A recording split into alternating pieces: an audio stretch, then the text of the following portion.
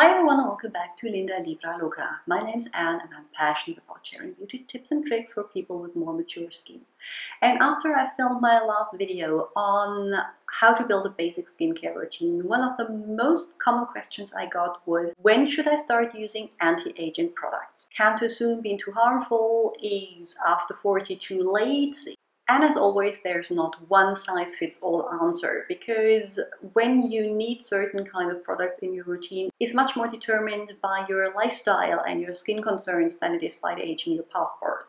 But worry not, I have kind of a timeline for you. Starting early with anti-aging products will not damage your skin, but it will waste money you could much better spend on other things, because there are some things that you just don't need at a certain age. Money that could go into your educational things. Oh God, that was the most mom thing that I've ever said.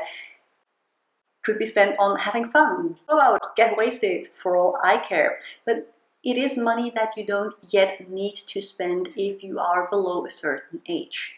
At the same time, there's no too late. You just need to know that some things can't be reversed with topical products, and that, as always, prevention is key. There's no too early, there's no too late. There's just a sensible approach. So take the numbers that I'm going to tell you as orientation. Being honest about your lifestyle, your genetics, and your nutrition is going to help much more than taking a look at your passport.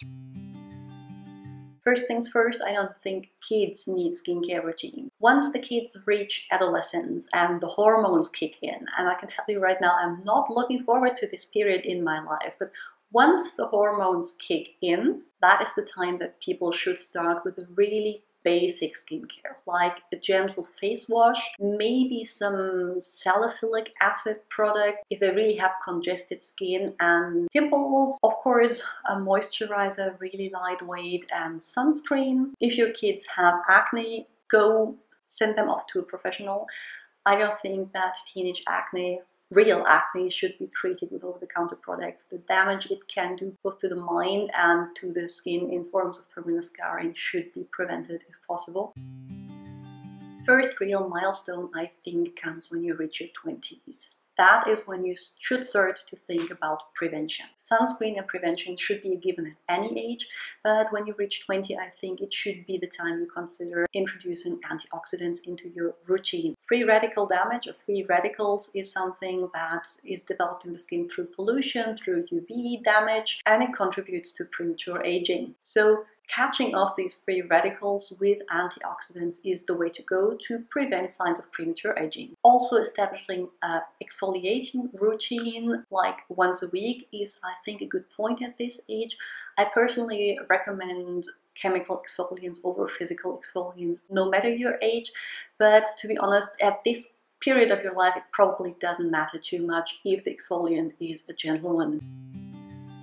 Once you then reach past the age of 25, enter your late 20s, early 30s, this is when collagen production starts to slow down. And to help with increasing the collagen production again, because it will lead to sagging over time, loss of skin's firmness if your collagen diminishes in the skin, I'd recommend that introducing a vitamin C product. So I think a hydrating serum, vitamin C, as well as other antioxidants, and depending on your skin concerns, some barrier repairing ingredients like ceramides or something like that, combined with exfoliation, but in moderation. Once you reach your mid-30s, you are going to see lines. They may be fine, they may be more pronounced. For me, this is around here. They start showing and around here. And one thing I noticed at this age too was the beginning loss of firmness here around the jawline, which you can probably not tell as much because of the carefully placed camera angle. Hyperpigmentation also becomes a bigger concern because the years add up that you had to develop sun damage, and this is the age where I think it's sensible to introduce a retinol product. And I use retinol as kind of umbrella term for all the retinoids there are. There are a ton of different ones, different strengths, and it is up to you and your skin type to find the right one, but in general they all increase cell turnover, so they help with hyperpigmentation, they increase skin's elasticity and firmness through upregulating gene expression for collagen building and smooth out the skin. If you start introducing retinol, it's the same with exfoliation. More isn't always more in terms of skincare. Find something that works for your skin. Look what your skin can tolerate without getting over-sensitized. And focus on barrier repairing ingredients. On top of the ceramides, I personally swear by this Helen's Power D treatment drops, which are really great at soothing and strengthening my skin, but there are a ton of options out there. That paired with hydration, again, barrier repairing ingredients like ceramides, phospholipids and all that, antioxidants, as well as sunscreen, so you're seeing kind of getting the full force here, and once or twice gentle exfoliation with a chemical exfoliant is what I would recommend once you reach your mid-30s. And once you have that down, yes, start to reach your 40s like I have, there's nothing much more that you can introduce.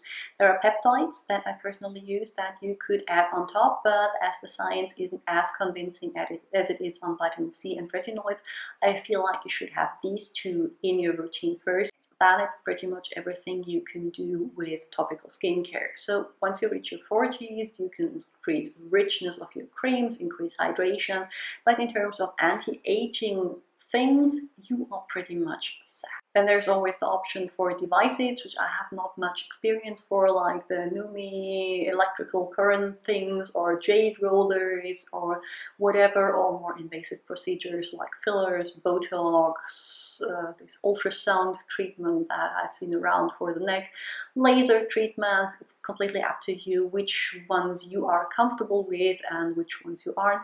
I personally haven't had either.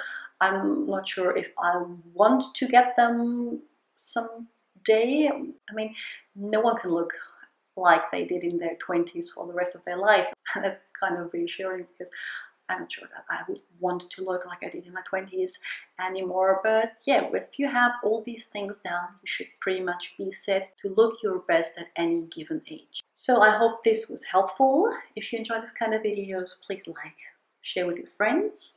Don't forget to subscribe so you don't miss any further videos, and I'm going to see you all very soon with another one. Bye!